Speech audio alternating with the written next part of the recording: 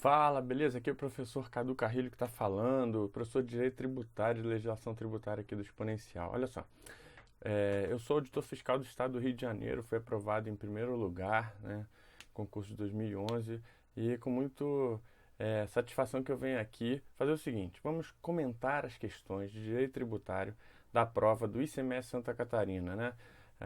Auditor fiscal do Estado de Santa Catarina, a prova aí de Direito Tributário com 20 questões, né? Direito Tributário 1 da área lá de auditoria e fiscalização. Vamos falar da prova do tipo 2.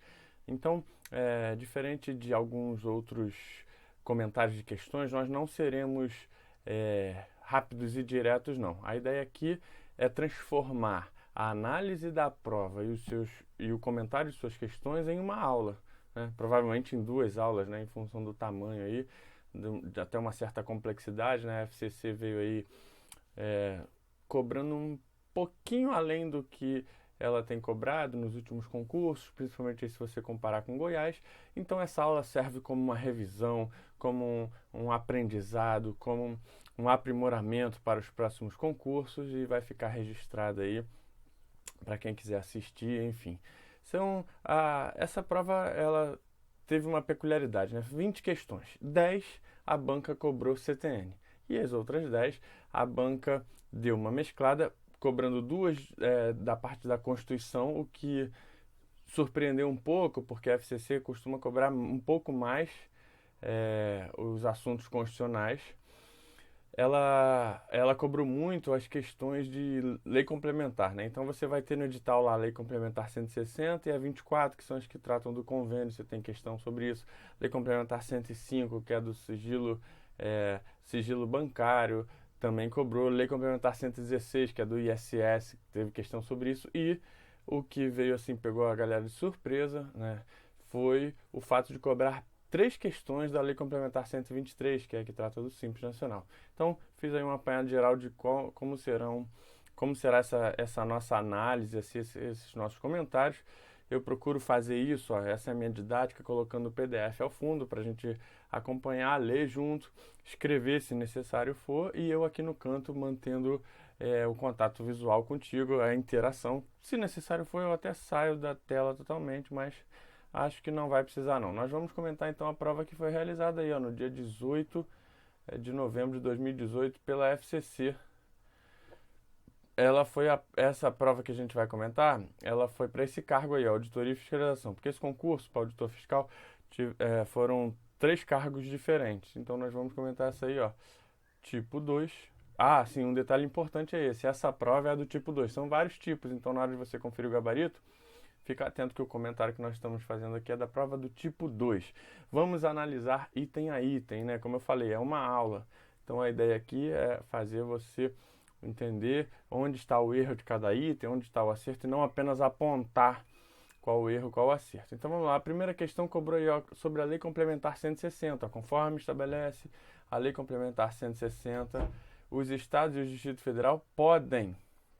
Beleza, então está perguntando o que o Estado e o Distrito Federal pode à luz da Lei Complementar 160, que é aquela que vai tratar dos convênios, né? Mas não já tem a Lei Complementar 24 que trata dos convênios? Na verdade o que acontece? A Lei Complementar 24, ela coaduna com o dispositivo constitucional que diz que os benefícios, as isenções, os incentivos fiscais serão estaduais, né, em relação ao ICMS, serão concedidos mediante convênio. Ok, mas muitos estados não cumpriram o previsto na Lei Complementar 24, ou seja, concederam benefícios e incentivos fiscais sem o aval, sem atender as prerrogativas da Lei Complementar 24. Então, em função disso, veio a Lei Complementar 160 para remitir, ou seja, trazer uma remissão aos créditos tributários decorrentes desses benefícios irregulares para que eles fossem regularizados ou até reinstituir benefícios antes feitos e agora, de acordo com essa lei, reinstituídos. Tudo bem? E aí a gente vai ver ali dentro da lei complementar, uma lei até pequena, os dispositivos e o que o examinador cobrou diante disso. Vamos lá, como eu coloquei aí, ó, nos comentários, eu coloco o item, Então reproduzo o item novamente, abaixo coloco o embasamento legal. Além do embasamento legal, em algumas questões eu tenho colocado também o esqueminha que eu uso na aula, né? Os esquemas, né? Que eu faço as esquematizações de cada um dos artigos que eu utilizo no meu curso de direito tributário, tá bom? Aqui do exponencial mesmo. Então, olha só, mediante acordo em letra A, mediante acordo entre eles, ou seja, os estados, conceder benefícios tributários sem precisar atender às restrições previstas nos artigos 14 e 16. Veja, da Lei Complementar 101.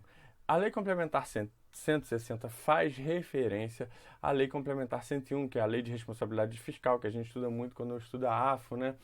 E lá existem algumas restrições ou imposições legais para aqueles que desejam, aqueles entes federativos que desejam fazer uma legislação que implique renúncia de receita. Então está aí a limitação prevista no artigo 14 da Lei Complementar 101. A concessão ou ampliação de benefício, de incentivo, né, de natureza tributária, que vai fazer com que decorra a renúncia de receita, os estados podem fazer isso? Podem. Estados, quer dizer, os entes federados podem sim, só que se isso resultar em renúncia de receita, há previsão legal de restrições a serem impostas. Deverá ser acompanhada da estimativa, no exercício. A gente não precisa adentrar essas restrições aqui no âmbito do direito tributário. O que eu quero que você saiba a Lei Complementar 101 de Responsabilidade Fiscal, ela estabelece restrições a quem quer conceder renúncia de receita. E aí a Lei Complementar 160 diz o seguinte: em relação à nossa análise aqui dos convênios do ICMS, de acordo com a Lei Complementar 160, eu afasto essas restrições. Tudo bem? Tudo bem. É isso que está escrito na questão? Quase isso. Na verdade, a questão cita que serão afastadas as restrições previstas no artigo 14 e 16, enquanto que aqui no artigo 4º da Lei Complementar 160 diz que serão afastadas as restrições do artigo 14. Você não vê aqui a restrição do artigo 16. Então, mediante acordo, conceder benefícios sem atender às restrições, ou seja, afastando-se as restrições, mas não é do 14 e 16, é só do 14. Então, essa aqui, 21, letra A, está errada. Bom, letra B, mediante convênio, conceder remissão de débitos tributários relativos ao ICMS, IPVA e TCMD, sem ficarem restritos ao disposto na Lei Complementar 101, que trata a responsabilidade. Então, esse final está correto. A gente já viu que a remissão dos créditos tributários não fica restrita ao artigo 14. Tudo bem. Mas aqui o que acontece? Olha só o que o artigo 1º da Lei Complementar 160 fala. Mediante convênio celebrado nos termos da Lei Complementar 24, os Estados e o Distrito Federal poderão deliberar sobre a remissão dos créditos tributários. A gente vai ler aqui no outro item, mas, então, remissão dos créditos tributários que sejam feitos em desacordo com o disposto na linha G do inciso 12 do parágrafo 2º do artigo 155, que é essa aqui, que é o que diz assim: regular a forma como, mediante deliberação dos Estados e do Distrito Federal, isenções, incentivos e benefícios fiscais serão concedidos. Cabe o quê?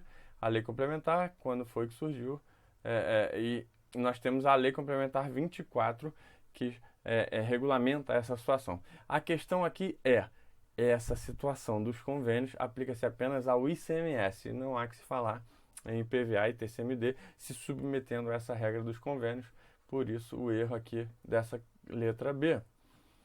Letra C.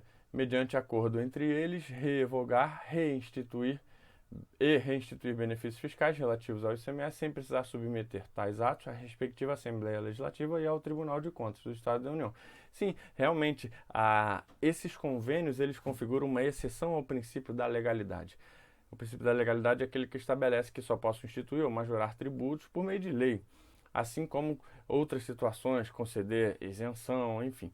No entanto, para o ICMS especificamente, existe esse dispositivo constitucional de que os benefícios e incentivos fiscais do ICMS podem ser concedidos por meio de convênio. O convênio ele é feito de acordo com as deliberações previstas na Lei Complementar 24 ou 160, o que configura uma exceção ao princípio da legalidade. E já que não há necessidade nesse trâmite do convênio, de sua aprovação, instituição, é, de que a Assembleia Legislativa se manifeste, porque esse convênio é feito por ato do Poder Executivo, né, representantes lá do CONFAS, enfim. E aí a Lei Complementar 160 vai versar sobre convênio, veja que o artigo 1º, mediante convênio celebrados nos termos da Lei Complementar 24, o Estado e o Distrito Federal poderão deliberar sobre. E o que então eles deliberam nesse convênio previsto na Lei Complementar 160? Sobre a remissão dos créditos tributários, que tenham sido constituídos ou não, decorrentes de isenções, incentivos e benefícios fiscais ou financeiros fiscais instituídos em desacordo com o que está previsto na Constituição por legislação estadual publicada até a data do início da produção. Então veja, um benefício que tenha sido concedido em desacordo com a Lei Complementar 24, essa lei vem e fala assim: eu perdoo os créditos tributários, tendo sido constituídos ou não, decorrentes dessas isenções, incentivos e benefícios. Ou então, a lei complementar também fala o seguinte: nós faremos a reinstituição de isenções, benefícios e incentivos fiscais referidos aqui nesse artigo 1º. Beleza, então o que a lei complementar prevê é que os estados possam remitir os créditos tributários ou reinstituir as isenções e benefícios. Beleza? Aí o que essa lei ainda fala? Olha só, a unidade federada, ou seja, o Estado, que concedeu esse benefício, pode revogar ou modificar o ato concessivo ou reduzir o seu alcance, o montante das isenções e tal. E ainda dentro da lei nós temos que compete ao Tribunal de Contas da União verificar a aplicação pela União da sanção prevista no caput, porque o artigo 6º prevê uma sanção àqueles que descumprirem os dispositivos dessa lei e cabe ao TCU verificar a aplicação. Bom, com isso a gente chega à conclusão que na letra C é o seguinte: mediante acordo entre eles, revogar e reinstituir benefícios fiscais. Na verdade, nós temos a possibilidade de remissão de créditos tributários e reinstituição. Veja aqui que a revogação ela é feita pela unidade federada. Então, mediante acordo entre eles, revogar não. Remissão ou restituição de benefícios fiscais relativos ao ICMS, e realmente não precisa submeter os atos à Assembleia Legislativa ou ao Tribunal de Contas do Estado ou da União, visto que nós temos aqui uma competência específica aí do Tribunal de Contas da União, apenas dentro da lei. Beleza, letra D, veja questão grande, né? Mas a ideia aqui realmente é aprofundar, aprender tudo aí para os próximos. Letra D, mediante convênio, remitir créditos tributários, beleza? A remissão, o perdão dos créditos tributários, decorrente de benefícios fiscais instituídos por legislação estadual publicada até a data de início da produção da referida lei. Claro, né? Eu não posso perdoar alguma coisa que ainda nem aconteceu. Já vou perdoar antes. Se você fizer tal coisa, já está perdoado. Não, a remissão é exatamente o perdão daquilo que já aconteceu antes. Ou seja, legislação estadual publicada até o início dessa lei e que tenha sido feita em desacordo com o disposto lá da Constituição. Ou seja, benefícios, incentivos e isenções concedidas fora do disposto da Constituição, da Lei Complementar 24, e que agora estão favoráveis pela remissão desses créditos tributários. Então está perfeito. É o nosso gabarito. Lembrando que estamos aqui analisando um gabarito oficial da banca, porém preliminar. Eu não contemplei possibilidades de recursos. Talvez a gente possa forçar a barra aqui em uma ou outra questão aqui, em questão de interpretação, mas em questões com base legalmente falando, achei difícil a gente contemplar algum recurso aqui. E a letra E diz assim: nos termos da Lei Complementar 24, celebrar convênios com voto favorável de no mínimo 2/3 dos presentes, tornando doravante desnecessária a votação unânime de todos os estados para aprovar os respectivos convênios. Lá na Lei Complementar você tem um quórum para convocação, instalação, aprovação e revogação de benefícios e incentivos fiscais. Aqui na Lei Complementar 160 é um outro quórum. Aqui diz o seguinte, ó, o convênio ele pode ser aprovado e ratificado com voto favorável de no mínimo 2/3 das unidades federadas. O que disse aqui na questão? 2/3 dos presentes. Não, aqui são 2/3 de todos os estados. E um outro detalhe aqui dessa aprovação é o e. Dentre esses 2/3, eu preciso pelo menos ter 1/3 em cada uma das regiões do país. Então, eu não posso reunir os 2/3 e deixar alguma região do país de fora, não. Tem que ter pelo menos 1/3 em cada uma das regiões. Então, gabarito letra D. Vamos lá, a próxima questão é sobre a Lei Complementar 105, aquela do sigilo bancário, né? No que trata do sigilo das operações de instituições financeiras. Aí a legislação vai dizer que a instituição financeira vai tratar de alguns crimes, vai tratar quando que a regra é o sigilo, mas existem as situações em que ele pode ser quebrado. Por exemplo, nos casos, né, de agente de fiscalização, mesmo sem a necessidade de autorização judicial, o próprio STF já se posicionou pela constitucionalidade desse artigo, né, desde que cumpridos os requisitos, as condições estabelecidas na própria lei para que esse sigilo seja quebrado. Um outro detalhe sobre essa quebra de sigilo bancário é que, na verdade, o sigilo bancário ele é quebrado, mas ele não torna as informações sigilosas públicas, elas apenas vão ser acessadas por quem pode quebrar esse sigilo. Então, um auditor fiscal que tem acesso às informações bancárias de algum contribuinte não pode divulgar a público essas informações, ou seja, o sigilo permanece, ele na verdade deixa de ser bancário, passa a ser fiscal, mas cabe ao portador dessa informação manter esse sigilo, não divulgá-lo, enfim, na apuração lá das suas fiscalizações. Dito isso, vamos ler o que está escrito na questão, que embasa aí e tentar descobrir qual a resposta, que diz assim, ó, a quebra de sigilo das operações financeiras listadas na respectiva lei, na referida lei, constitui crime e sujeita os responsáveis a pena de reclusão de 4 a 8 anos de multa. O que está falando é o seguinte, a regra é o sigilo. Se quebrar o sigilo, trata-se de um crime. Olha o que está aqui que está em desacordo com a lei. O artigo 10 diz o seguinte, a quebra do sigilo fora das hipóteses autorizadas nesta lei, ou seja, a regra é o sigilo, a lei permite que eu quebre esse sigilo, e aí se eu quebrar esse sigilo fora das hipóteses da lei, aí sim constitui crime e sujeita os responsáveis à pena de reclusão, de 1 a 4 anos. Então, na verdade, aqui a gente tem, ó, pena de reclusão de 4 a 8 anos já estaria errada, mas é ruim, né, ter que decorar a pena. Eu acho que nem o pessoal que estuda direito penal precisa ficar decorando a pena. Enfim, mas olha só o que está escrito aqui no começo. A quebra de sigilo das operações financeiras listada na respectiva lei constitui crime. Ou seja, o que o examinador tentou confundir é o seguinte, a quebra do sigilo fora das hipóteses autorizadas nessa lei. Agora, se eu quebro o sigilo de acordo com da maneira que está listada na referida lei, não trata-se de um crime, não.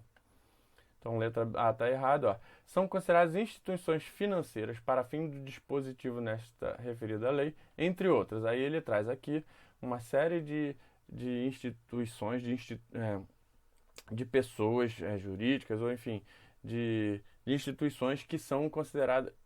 E te pergunta, essas aqui que eu coloco na letra B, são consideradas para a lei instituições financeiras ou não?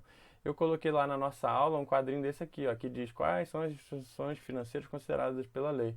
Os bancos, distribuidoras, corretoras, enfim, tá aí a relação. Vamos ver quais desses aqui não estão nessa relação. Então, bolsas de valores e bolsas de mercadorias estão aqui? Temos aqui a bolsa de valores, sim, e de mercadorias. Então, constitui sim instituição financeira. Cooperativas agropecuárias e cooperativas de trabalho. Então, não, só as cooperativas de crédito são consideradas instituições financeiras. As agropecuárias e as de trabalho não são consideradas instituições financeiras. E a administradora de vale-refeição de alimentação também não está aqui nesse rol.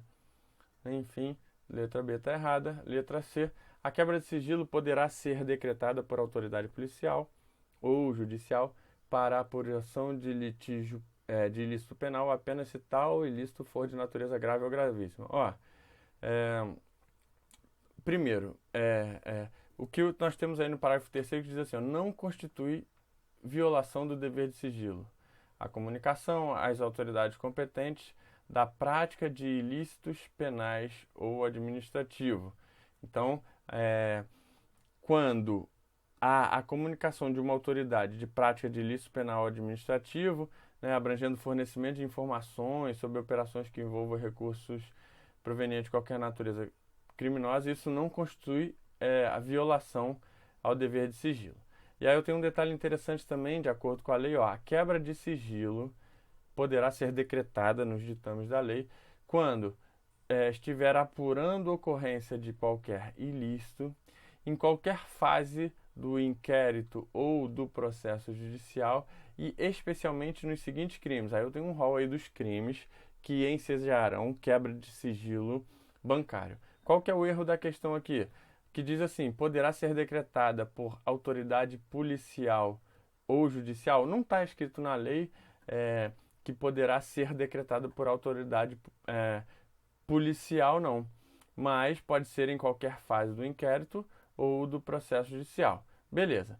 Mas a questão aqui é o seguinte, para a apuração de ilícito penal, tudo bem, apenas se tal ilícito for de natureza grave ou gravíssima, não é isso que está na lei. Na verdade, a lei elenca os tipos de ilícitos que ensejarão quebra de sigilo sendo decretada aí por esses determinados crimes, né? Não há essa questão da natureza de crime ser grave ou gravíssimo. Então também está errado, letra D. A prestação de informações por parte das instituições financeiras destinada a instruir inquéritos e apurar a responsabilidade por infrações depende de prévia autorização do Poder Judiciário, qualquer que seja a pessoa e objeto de apuração. Não, na verdade, quando uma autoridade administrativa quer ter acesso, por exemplo, ao auditor e fiscal quer ter acesso, ele pode fazê-lo sem necessidade de autorização do Poder Judiciário. O que a lei prevê para autorização que requer autorização do Poder Judiciário, que é o que está aqui no parágrafo 1º, que diz assim, ó, dependem de prévia autorização do Poder Judiciário. A prestação de informações, o fornecimento de documentos sigilosos solicitado por comissão de inquérito administrativo destinada a apurar a responsabilidade de servidor público. E aqui na letra dele diz, ó, depende de prévia autorização do Poder Judiciário, qualquer que seja a pessoa e o objeto de apuração, não. A gente está falando aqui nos casos de apuração de responsabilidade de servidor público. Olha só os requisitos previstos na lei que ensejam a quebra de sigilo bancário, né?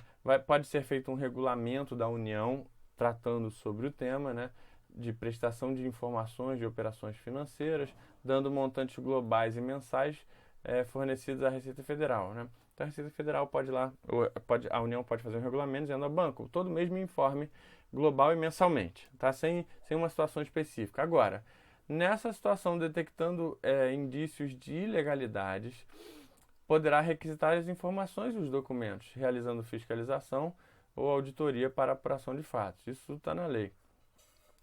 Então, eu tenho a possibilidade que autoridades e agentes fiscais tributários de qualquer um dos entes, da União, dos Estados, do Distrito Federal, dos municípios, podem examinar livros, documentos, registros da instituição financeira, desde que exista processo administrativo instaurado, né? Então, eu sou um auditor fiscal, não posso chegar lá no banco, cadê? Me dá as informações aí. Não, tem que ter um processo administrativo ou algum procedimento fiscal em curso, né?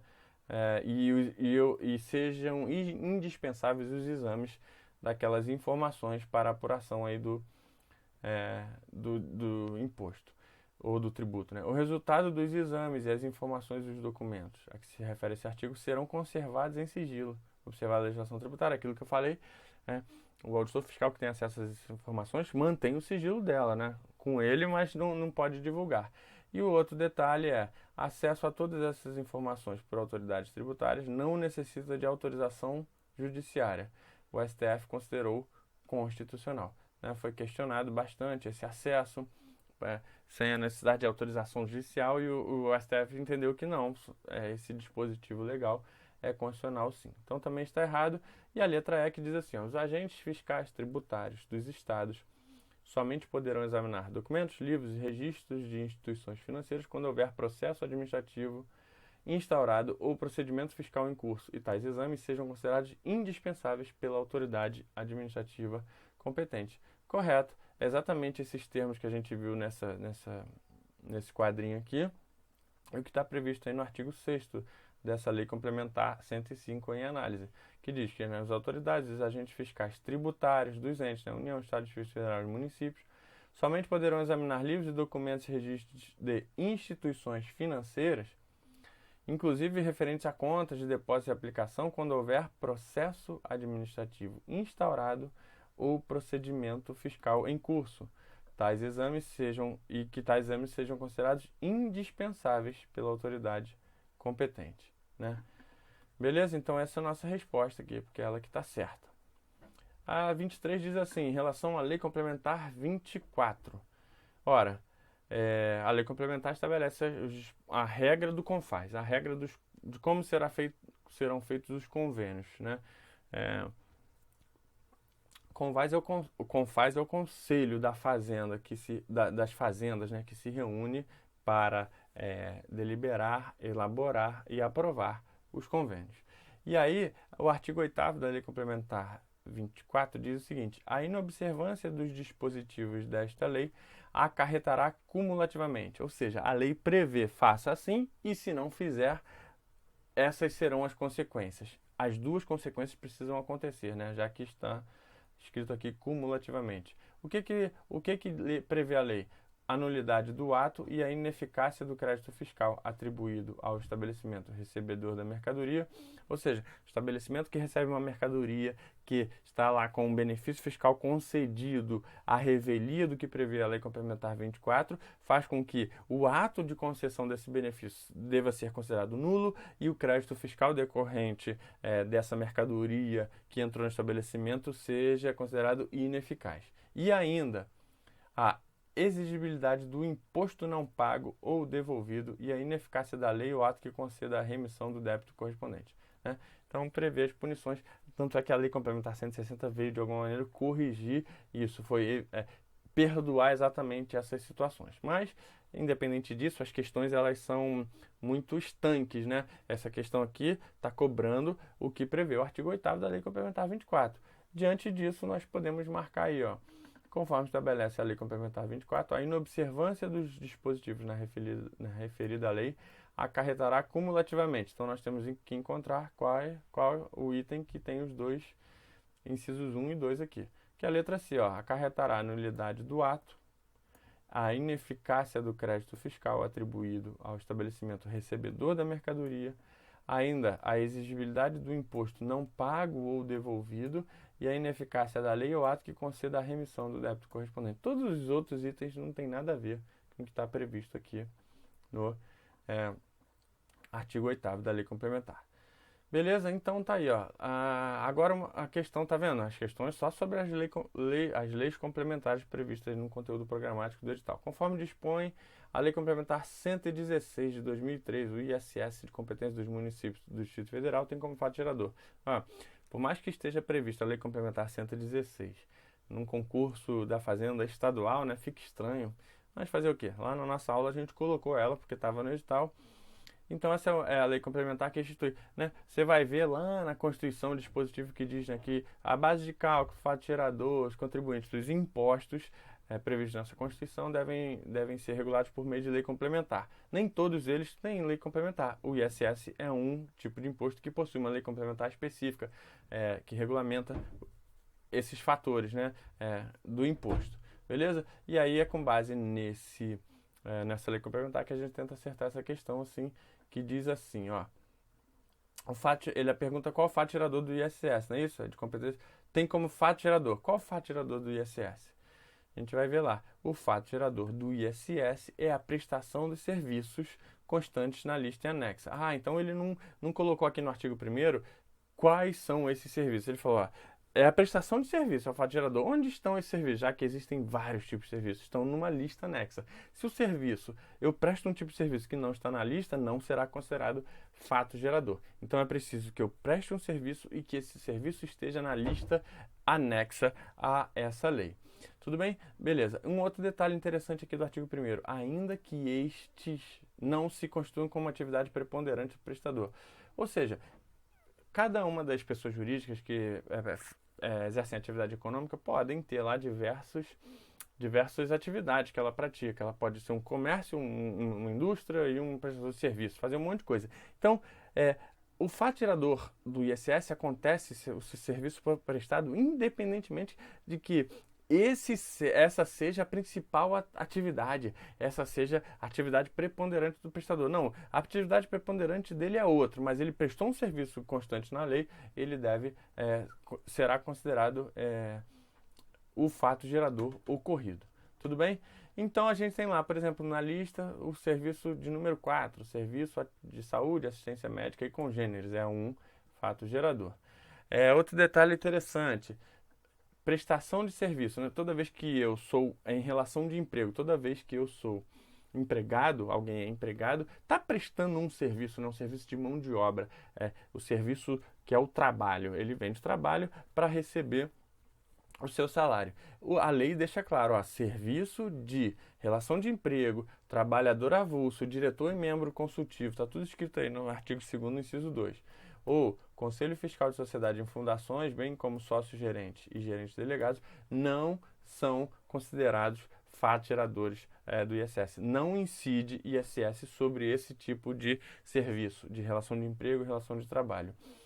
Um outro detalhe o imposto, o ISS, incide também sobre o serviço proveniente do exterior e do país, ou cuja prestação se tem iniciado no exterior. Ou seja, serviço importado que venha de fora ou que começou lá fora e vem aqui para dentro, haverá a incidência do ISS sobre a importação de serviços, né? Diante dessa análise, vamos analisar os itens aí. Então, letra A, é fato gerador do ISS.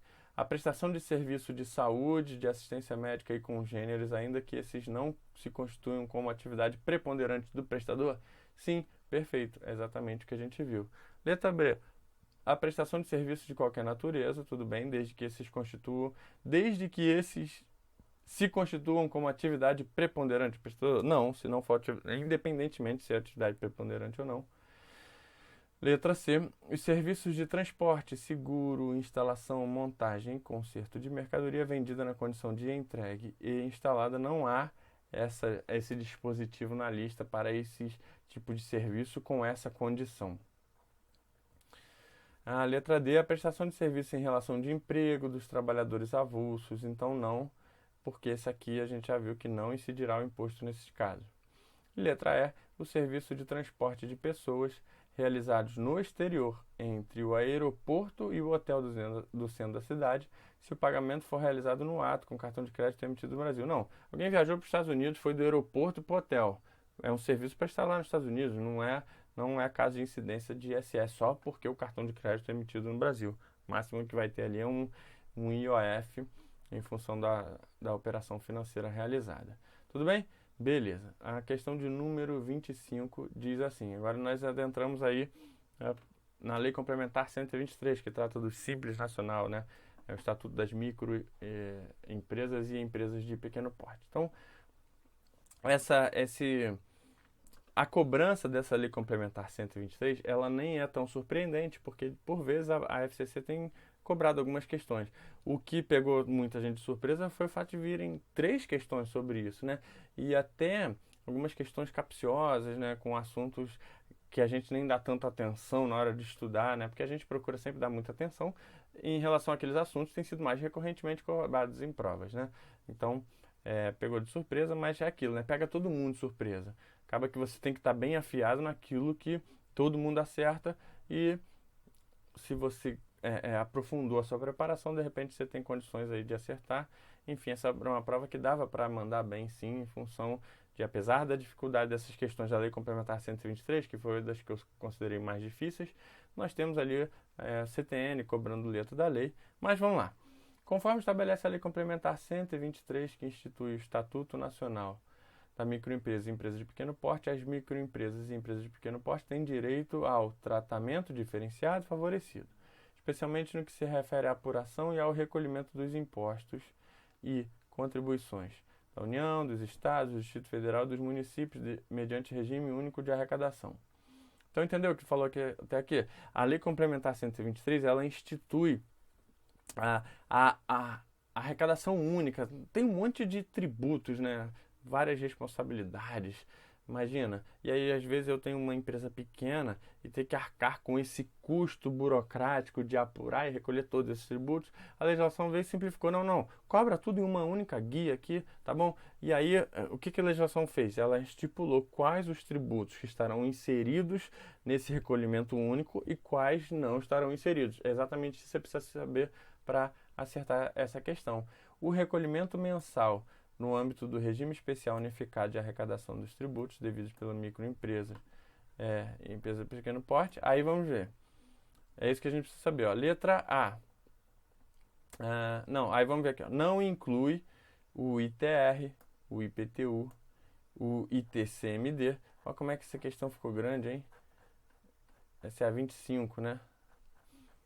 Não inclui o ITR, o IPTU e o ITCMD, mas inclui o RPJ, o IRPF, a CSLL, a CID, o PIS e o COFINS. Ora, esse é o quadrinho que tem lá na aula, onde eu coloco quais são os tributos incluídos no recolhimento aí da arrecadação única do Simples Nacional. Nós temos aí dos tributos federais, o IRPJ, o IPI, a CSLL, a COFINS, o PIS/PASEP e a contribuição patronal da Seguridade Social, o ICMS e o ISS.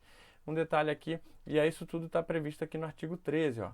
O Simples Nacional implica o recolhimento mensal mediante documento único de arrecadação dos seguintes impostos e contribuições. Está lá, o IRPJ, IPI, CSLL, COFINS, PIS e a contribuição patronal, além do ICMS e do ISS. Tudo bem? Beleza. Qual que é o erro aqui, então? Ó, IPTU não está incluído, ok. ITR não está, tudo bem. ITCMD, tudo bem. Mas inclui o IRPJ? Sim. O IRPF? Não. O IRPF não está incluído nesse rol. Né? Sabe aquela declaração que a gente faz de imposto de renda? Quem ganha mais de um determinado valor tem que fazer a declaração de imposto de renda todo ano. Por quê? Porque recolhe o imposto de renda da pessoa física. Esse imposto de renda da pessoa física não está incluído aqui nessa arrecadação única do Simples Nacional. Então, a letra A não é a nossa resposta. Letra B, inclui, entre outros tributos, o ICMS. Tudo bem, inclui sim, mas não exclui a cobrança do ICMS em algumas situações, como, por exemplo, nas importações, nas operações sujeitas à substituição tributária e nas operações sujeitas à antecipação tributária. Ora, a gente sabe que você que estudou ICMS bastante sabe a complexidade que é esse imposto, as diversas situações a que se submetem o ICMS. E aqui nós conhecemos o básico, que é o que? Circulou mercadoria, paga ICMS. Mas a gente tem casos em que o ICMS ele decorre da importação, o ICMS ele é recolhido em função da substituição tributária ou até mesmo de operações sujeitas à antecipação tributária. O que o legislador previu aqui foi o seguinte, ó. O recolhimento na forma desse artigo não exclui a incidência dos seguintes impostos ou contribuições devidos na qualidade de contribuinte ou responsável em relação aos quais será observada a legislação aplicável às demais pessoas jurídicas. Inciso 13.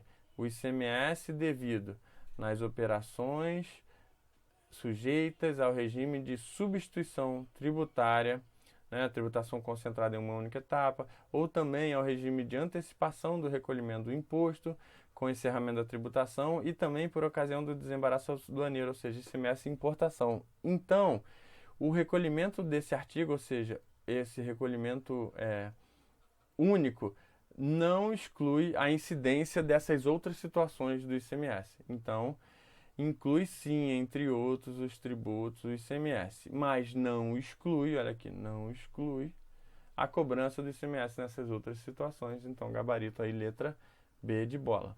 Bom, para acertar a C, a D e a E, a gente precisava conhecer aqui, ó. O recolhimento não exclui da incidência os seguintes impostos. Então, ó, o IOF não está no Simples, o imposto de importação, o imposto de exportação, o ITR, imposto de renda, em algumas situações aí, CPMF, FGTS, beleza? Seguridade Social, PIS, COFINS e IPI na importação, beleza. Então vamos ver aqui, ó. Esse recolhimento único inclui, entre outros tributos, ISS sim, ICMS sim, RPJ sim, IRPF não, IOF também não. A letra D, não inclui o IRPJ e a CSLL? Não, inclui sim, esses dois. Inclui, dentre outros tributos, todo o ISS? Não, porque tem ISS... aqui no caso não reproduzi aqui não, o ISS da importação não está aqui não. Beleza, não, todo o ISS e o ICMS devidos e parte do IRPJ devido, mas não inclui o PIS e COFINS. Não, inclui sim PIS e COFINS e o ICMS não é todo também, tá errada a letra E. Beleza? Show de bola, 40 minutos aí de aula, mas a gente vai chegar lá. Questão 26 diz assim: uma parte do produto da arrecadação do ICMS pertence aos municípios. Assim, conforme estabelece a Constituição Federal, temos aí um dispositivo constitucional no que tange ao assunto repartição das receitas. A própria Constituição estabelece diversos tributos e lá ela fala, ó, determinados impostos, por exemplo, serão repassados aos entes, digamos assim, dos maiores para os menores, né? A União repassa para o Estado ou para os municípios. Os estados repassam para o município e nunca o inverso. Então, diante dessa situação, ele quer saber o seguinte: como que ocorre a repartição de receitas do ICMS de acordo com a Constituição? É assim, ó. Todo o ICMS arrecadado pelos estados, 25% dele vão para os municípios. Tudo bem? Então, 1/4 ou 25%. E aí, dentro dessa divisão de 25%, eu faço uma subdivisão, onde eu separo 3/4 para os municípios na proporção do valor adicionado em seus territórios e 1/4 desses 25% conforme dispuser a lei estadual. Beleza? É assim que acontece, né? Por exemplo, a gente pegar aí, arrecadou 400 de ICMS, quanto que vai para os municípios? 100. O município fica com 100, 1/4. Só que desses 100, 75 vão ser para quais municípios? Eu tenho um monte de municípios no estado. Para qual município vai? Vai ser na proporção do valor adicionado em seus territórios. Então é feito um cálculo lá de valor adicionado de cada município. E 25? Os outros 25 vão para qual município? Vão para o município de acordo com o que dispuser a legislação estadual daquele estado. Vai dizer, não, eu quero mandar para o município tal, município C, para os mais menos favorecidos, enfim. Então, é assim que está escrito aí no artigo 158 da Constituição, diz assim, ó, pertence aos municípios 25% do produto da arrecadação do imposto dos estados sobre operações relativas ao ICMS. Beleza? Beleza. As parcelas que pertencem aos municípios serão creditadas da seguinte maneira: 3/4, no mínimo, na proporção do valor adicionado nas operações realizadas em seu território e 1/4 de acordo com o que dispuser a legislação estadual. Então, isso aí vai estar escrito aqui, na letra C. A parte que pertence aos municípios é de 25%.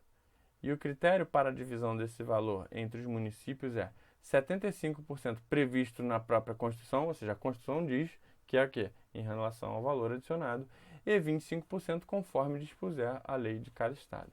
Beleza, todas as outras não estão de acordo com o que está previsto aí no artigo 158, inciso 4º. Então, beleza. 27. Aí mais uma sobre a Constituição. A Constituição Federal estabelece uma série de limitações ao poder do Estado de tributar. Dentre essas limitações, a Constituição veda. Então, olha só. Lembrando aí da questão da competência tributária. A Constituição Federal distribui competência tributária, dizendo qual ente pode instituir qual tributo. Mas, ao mesmo tempo em que ela dá essa autorização de competência tributária, que não é a criação do tributo, e sim a autorização para que o ente crie o tributo, ela também estabelece limitações a essa competência. Essas limitações são classificadas em princípios e imunidades. Geralmente, quando a Constituição impede que um determinado tributo seja cobrado de alguém ou de alguma situação, está se estabelecendo uma imunidade. Então, em diversos aspectos, a gente analisa os princípios e as imunidades com a literalidade da Constituição, que diz assim, é vedado. Então, é exatamente isso que o examinador quis cobrar aqui. Você conhece as limitações constitucionais ao poder de tributar previstas na Constituição? Pois a Constituição veda. Veda o quê? Vamos ver aqui na letra A. Veda aos municípios estabelecer limitações ao tráfico de veículos por meio de pedágios em ruas, estradas e rodovias pavimentadas e conservadas pelo município. Ora, existe sim a limitação, a vedação, a limitação ao tráfico de pessoas ou de bens. Beleza? É o que está escrito aqui no artigo 150 da Constituição, que diz: é vedado aos entes estabelecer limitações ao tráfego de pessoas ou de bens por meio de tributos, né? Não é só estabelecer, mas instituir um tributo que faça com que essa instituição transforme dê limites à livre circulação, ao livre tráfego de pessoas ou de bens. Tudo bem. Circulações interestaduais, impostos, tributos interestaduais e intermunicipais. Agora, ressalvada a cobrança de pedágio pela utilização de vias, ou seja, pode sim a instituição de pedágio, né? Essa redação é um tanto quanto criticada pela doutrina, mas o importante é que você saiba o seguinte: o princípio previsto na Constituição estabelece a vedação e também estabelece, não, mas pedágio pode, tá? Ou seja, ele está esclarecendo, pedágio não vai fazer parte disso aqui, não tenta dizer que um determinado pedágio não pode ser instituído em função desse limite, porque a pessoa pode passar a pé, pode passar por outros caminhos, enfim, pedágio pode. Então, quando diz aqui na letra A que é verdade o município estabelecer limitações de tráfego por meio de pedágios, não é isso que está escrito no artigo 150, inciso 5. Então, letra B. É vedada à União e aos Estados instituir tributo que não seja completamente uniforme em todo o território ou que implique distinção de qualquer espécie entre regiões do Estado ou país. Ora, aqui é esse princípio da chamada uniformidade geográfica, previsto aí no artigo 151, inciso 1, que diz o seguinte: é vedada à União instituir tributo que não seja uniforme em todo o território nacional ou que implique distinção ou preferência em relação ao Estado, Distrito Federal ou município, em detrimento de outro, admitida a concessão de incentivos fiscais destinados a promover o equilíbrio do desenvolvimento socioeconômico entre as diferentes regiões do país. Ora, a União é aquela que institui os impostos universais, que são aplicados a todo o território nacional. Então ela não pode, esse imposto aqui eu vou aplicar, mas vai servir para o Rio de Janeiro, não vai servir para São Paulo. A regra é que não pode fazer isso, a não ser, é claro, que a própria Constituição admite a concessão de incentivos fiscais para promover algum equilíbrio econômico, que é o caso, por exemplo, da Zona Franca de Manaus. Mas a regra é a vedação, a vedação de que se institua tributo não uniforme. Eu trouxe um quadrinho das vedações aqui previstas para a União, então é o princípio da chamada uniformidade geográfica, que proíbe a União de instituir tributo que não seja uniforme, exceção ao incentivo fiscal lá da Zona Franca de Manaus. Os outros ficam aí para conhecimento. Beleza. Qual que é o erro aqui da letra B? O erro é primeiro que diz assim: a União e aos Estados é vedado. Não, essa é uma vedação específica da União. Tá vendo aqui? É vedada à União. Então, esse é o erro. Agora, a gente poderia argumentar instituir tributo que não seja completamente uniforme. Quer dizer, aqui ele não citou a exceção, mas, enfim, só isso aqui do Estado já está errado.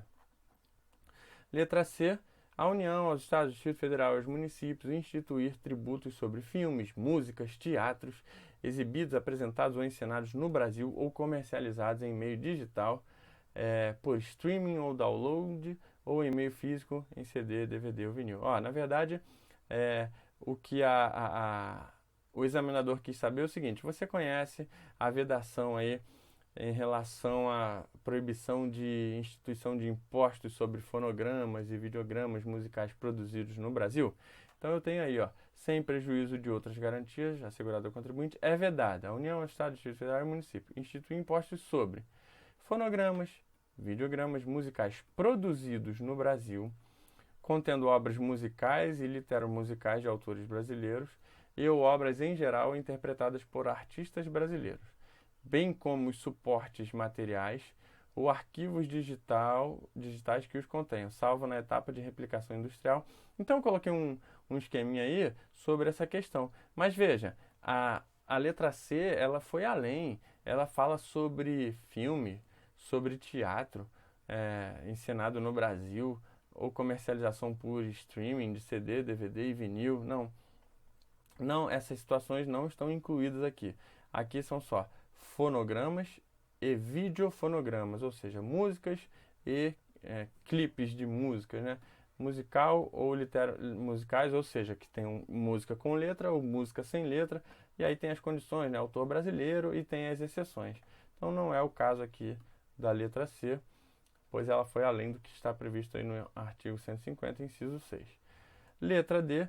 É vedada à União utilizar tributo com efeito de confisco para promover a reforma agrária e urbana. Aqui eu botei o asterisco porque a gente podia forçar uma barra aqui. É o seguinte, vamos lá. O princípio do não confisco ou a vedação ao efeito confiscatório são limitações ao poder tributar. A própria Constituição prevê. É vedado utilizar tributos com efeito de confisco. Aí tem todo um estudo, uma análise do STF, da doutrina, do que vem a ser confisco, de quanto ou não é confisco. Então, até que diz assim, é vedado a União utilizar tributo com efeito de confisco. Perfeito. Aí ele diz assim, para promover a reforma agrária e urbana. Quer dizer, não é isso que está escrito na Constituição, dizendo que essa vedação ela só será satisfeita se for para promover a reforma agrária. Mas pensa comigo ao contrário senso, fazendo a interpretação de texto do que está escrito aqui na letra D, apesar de não ser isso que está escrito na Constituição. A União é vedada a União utilizar tributo com efeito de confisco em qualquer situação. E não pode utilizar com efeito de confisco nunca, inclusive para promover a reforma agrária e urbana. Ou seja, é sim vedada a União utilizar tributo com efeito de confisco para promover a reforma agrária. É porque talvez a interpretação que o examinador quis dizer foi uma condicionante, né? Não pode confisco para essa situação. Não pode confisco para nenhuma, nem para essa. Então a gente poderia forçar uma barra aqui numa interpretação de texto para elaborar um recurso em relação a essa letra D, mas independente disso, a letra E, sim, é o nosso gabarito, sem sombra de dúvidas, né?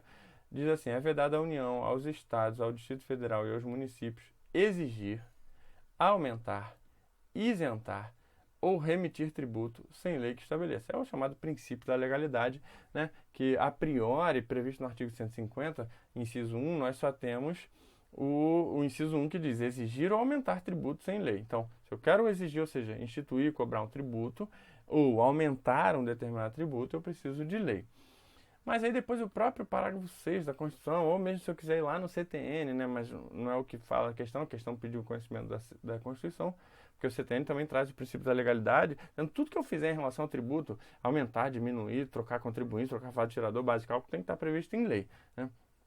Mas aqui ele diz assim, qualquer subsídio ou isenção, redução da base de cálculo, concessão de crédito presumido, anistia ou remissão, né, relativos a impostos, taxas ou contribuições, só pode ser concedido mediante lei específica. Então aqui, isentar ou remitir tributo tem que ter lei, aí ele vai mais, né? O parágrafo 6 fala lei específica, mas o que não torna a alternativa errada, então letra E, o gabarito da questão 27. Questão 28 diz assim, no que se refere à contribuição para o custeio da iluminação pública e à contribuição de intervenção no domínio econômico, a Constituição Federal dispõe que, ora, mais uma questão sempre cai, uma questão de competência. Competência sempre cai, então ele está perguntando sobre dois tributos específicos, né, que é a COSIP e a CID. Vamos ver aqui. Bom, a gente precisa saber, então, quem é que pode instituir a CID e os seus dispositivos. O artigo 149, parágrafo 2º da Constituição diz assim, as contribuições sociais e as de intervenção no domínio econômico, essas sim, as chamadas CIDs, né? CIDs, de que trata o caput desse artigo. Inciso 1, não incidirão sobre as receitas decorrentes de exportação e incidirão sobre a importação de produtos estrangeiros. Eu fiz um quadrinho aqui, que está lá na nossa aula, que diz, as contribuições de intervenção no domínio econômico não incidem sobre as exportações, né? Incide sobre a importação e elas podem ter alíquotas ad valorem e específicas. Então, letra A diz assim, as contribuições para o custeio da iluminação pública não poderão incidir sobre receitas decorrentes de exportação ou de importação, nem sobre templos e arenas de esporte. Ora, qual que é o erro aqui? Primeiro que a gente, quando vai falar sobre incidir sobre exportação e importação, não está falando sobre CID, está falando não está falando sobre a COSIP, está falando sobre a CID. Então aqui o examinador tentou embolar a gente de todos os jeitos e não está correto. Letra B. Sim, vamos lá. Artigo 149. A gente viu o parágrafo 2º, né, que fala um pouco mais sobre a CID, as contribuições sociais. O 149 diz o seguinte: quem é o CAPT? Quem é o competente para instituir a CID? Então, compete à União instituir tanto as contribuições sociais como as CIDs, né? Aí a COSIP. COSIP é a do município, a gente já vai ver. Então, a União é que institui a CID. E de interesse categoria profissional e tal. Então, vamos lá. Compete à União e aos Estados instituir a contribuição de intervenção? Aos estados, não, é só a União. E compete aos municípios instituir a contribuição de iluminação? Sim, mas como está errado aqui os estados, não está correto. Aí depois aqui ainda fala, né, os meios necessários para prover segurança pública com polícia, iluminação, não tem nada a ver, o objetivo da COSIP não tem a ver com segurança pública nem com a polícia, e sim para bancar, para custear o serviço de iluminação pública prestado pelos municípios. Letras C e D tem aí como embasamento legal o artigo 149-A da Constituição, que diz o seguinte: os municípios e o Distrito Federal poderão instituir a contribuição na forma da respectiva lei para o custeio do serviço de iluminação pública. Então, município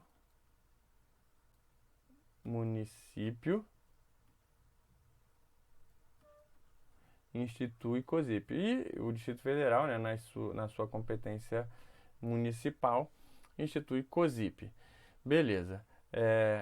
A COSIP ela é decorrente, né, de um lobby feito aí pelos municípios em função da inconstitucionalidade declarada pelo STF, dizendo, olha, o serviço de iluminação pública não é específico e indivisível, então eu não posso cobrar esse tipo de serviço por meio de taxa, tá? Municípios, vocês estão proibidos. Aí eles, então tá bom, eles fizeram um lobby, conseguiram aprovar uma emenda constitucional instituindo esse tipo de tributo, que é a COSIP, Contribuição para o Custeio do Serviço de Iluminação Pública. Então, beleza. Então, a letra C diz assim, ó, a contribuição de intervenção no domínio econômico, a CID, pode incidir nas importações e nas exportações? Não, o que a gente viu? Incide nas importações e não incide nas exportações. Então, tá errado. Letra D. Compete aos municípios instituir a contribuição referente à iluminação pública? Sim, perfeito. E compete à União instituir as contribuições referentes à CID? Perfeito. Letra D, essa. Foi até bem tranquilo, porque o assunto competência a gente esgota ele, né? Fala bastante, todo mundo está sempre bem afiado sobre isso. E a letra E diz assim, ó, compete aos estados e ao Distrito Federal instituir a contribuição da iluminação pública. Não é Estado e Distrito Federal, e sim municípios e Distrito Federal. Então, beleza. 29, mais uma aí sobre simples, vamos ver essa antes de encerrar esse primeiro vídeo, que diz assim, ó, conforme estabelece a Lei Complementar 123, os contribuintes optantes pelo regime do Simples Nacional devem recolher o tributo devido no âmbito do regime, mediante documento de arrecadação único. Já falamos sobre isso. Para fins de cálculo do valor devido no mês, conforme disposto no artigo 18 da referida lei, o contribuinte optante pelo Simples deve computar separadamente as receitas recorrentes de... Ora, quando você vai aprender o cálculo do Simples, né, você vai ter a base de cálculo vezes a alíquota imposta. Isso dá o imposto a ser pago ali pelo Simples, né? Qual vai ser a alíquota? Depende da base de cálculo. Qual vai ser a base de cálculo? É o valor das receitas brutas. Só que a legislação exige que determinadas receitas são incluídas, determinadas receitas são excluídas desse cálculo, e exige também que determinadas receitas sejam apontadas. Ó, essa receita eu tenho que discriminar. Eu não posso botar receita bruta 1 milhão e ponto. Não. É receita disso, receita daquilo outro. Tem que discriminar para poder chegar a essa base de cálculo e essa alíquota. E aí eu tenho aí o artigo 18 que vai dizer isso, o valor devido mensalmente pela microempresa ou empresa de pequeno porte optante pelo Simples será determinado pela aplicação de alíquotas efetivas, né, calculadas a partir de alíquotas nominais, constantes na tabela 1 a 5, eu tenho uma tabela de acordo com a atividade, né, comércio, indústria, serviço, sobre a base de cálculo que trata o parágrafo 3º. E aí eu tenho a base de cálculo, né? Porque a alíquota é aplicada de acordo com a base de cálculo, ou seja, conforme o montante. É uma alíquota progressiva. Quanto maior o valor das receitas, ou seja, da base de cálculo, maior é a alíquota. Cada uma das tabelas vai estabelecer lá uma. E aí eu tenho aqui, ó, eu retiro a base de cálculo aqui do parágrafo 3º, né? Sobre a receita bruta auferida no mês, incidirá a alíquota efetiva, podendo tal incidência se dar a opção do contribuinte na forma regulamentada pelo comitê do gestor. Beleza. E aí eu tenho o parágrafo 4º que diz: o contribuinte deve considerar destacadamente para fim de pagamento as receitas decorrentes da... E aí eu tenho aí uma relação com 7 incisos, e aí dentro do 7º ainda se subdivide. E ainda tem o parágrafo 4º A, que eu tenho: o contribuinte deve segregar também receitas, outros tipos de receitas a serem segregadas, né, decorrente de exportação. Enfim, eu marquei em vermelho aquelas que vão embasar o gabarito da nossa questão, né, porque tá um monte de coisa aí, ó. Letra A, vendas realizadas e recebidas. Não tem essa previsão lá não, de destaque de vendas realizadas e recebidas. Então eu tenho na revenda de mercadorias, sim. Na venda de mercadorias industrializadas pelo próprio contribuinte, sim. Então vamos lá. Revenda de mercadoria eu tenho que destacar. Venda de mercadoria industrializada realizada pelo próprio contribuinte também tenho que destacar. Mais o que? Locação de bens móveis. Locação de bens móveis está aqui, tem que destacar. Venda de medicamentos produzidos por manipulação de fórmulas pelo próprio contribuinte sob encomenda mediante prescrição médica. Tá lá. Aqui, ó, comercialização de medicamentos e produtos magistrais produzidos por manipulação de fórmulas sob encomenda mediante prescrição médica e produzidos no próprio estabelecimento. E o contribuinte também deve segregar decorrente de exportação para o exterior. Então tá aqui, exportação para o exterior. Então o gabarito dessa aqui da 29 é a letra B de bola. Show? O resto não tá atacado não. Aplicação financeira não. Tudo bem? Beleza, então. Faz o seguinte, eu não cheguei na 10ª questão, né? Comentamos 9, mas não tem problema, porque na verdade eu acho que essa segunda parte, né, por ser aplicação direta do CTN letra da lei, vai ser bem mais rápido. O próximo vídeo com certeza vai ter bem menos de 1 hora. Mas a gente encerra esse vídeo aqui. Mas não esquece de fazer o seguinte: curte, compartilha. Vai lá nas minhas redes sociais, Professor Cadu Carrilho no Facebook e Prof, né, Cadu Carrilho no Facebook e Prof Cadu Carrilho no Instagram.